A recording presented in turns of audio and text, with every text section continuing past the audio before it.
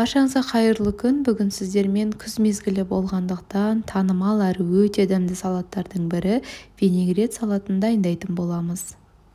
Ыңғайлы болу үшін салатқа қажетті заттардың барлығын мен алдын ала пісіріп, аршып дайындап алдым. Ең алдымен картопты осылай видеода көрсетілгендей етіп, ұсақтап турап шығамыз.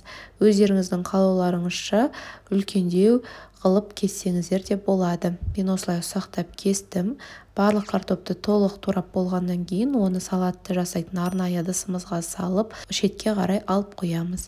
Келесі кезекте бізде сәбіз, оны да алдын ала пісіріп дайындап қойғаннан кейін видеодағыдай етіп турап, оны да ұсақтаймыз.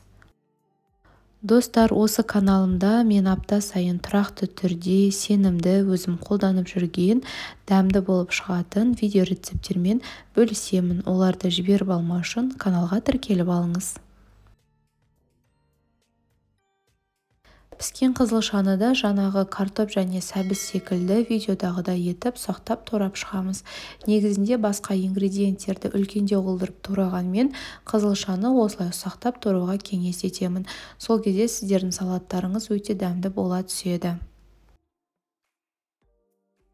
Туралған қызылшаны да алып, жаңағы салатты жинайтын ыдысымыздың ішіне саламыз.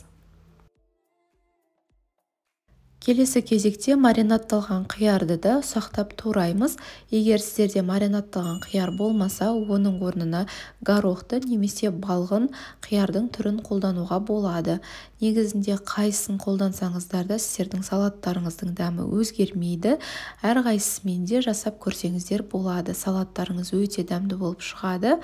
Біздің бұл салатымызға ерекше дәм беріп тұратын бұл бізде пияз, оны да ұсақтап тураймыз. Мен пиязды ұсақтап турағанды ұнатамын. Егер олай ұсақтағыларыңыз келмесе, онда жартылай ұзынша етіп салсаңыздар да болады. Осылай барлық ингредиенттер турап алғаннан кейін дәміне қарай тұз, қара бұрыш және паприканы салып, осының барлығының үстінен қатты етіп қыздырылған майымызды құямыз. Содан соң салатымызды осылай қасықпенен барлық ингредиенттерімізді толықтай араластырғанға дейін жақсылап араластырамыз. Осы кезде дайын болған салатымыздың дәмін көріп, оған жетпей қалған дәмдеуіштерді қалауларыңызша қосамыз. Күз мезгілі көптеген витаминдерге толы жемістер мен көкөністерге өте бай болғандықтан, осындай иммунитетті және гемоглобинді көтеретін тағамдарды отбасыларыңызға жиі дайындауға кеңес беремін. Видео сіздерге ұнады деген ойдамын. Астарыңыз дәмді болсын.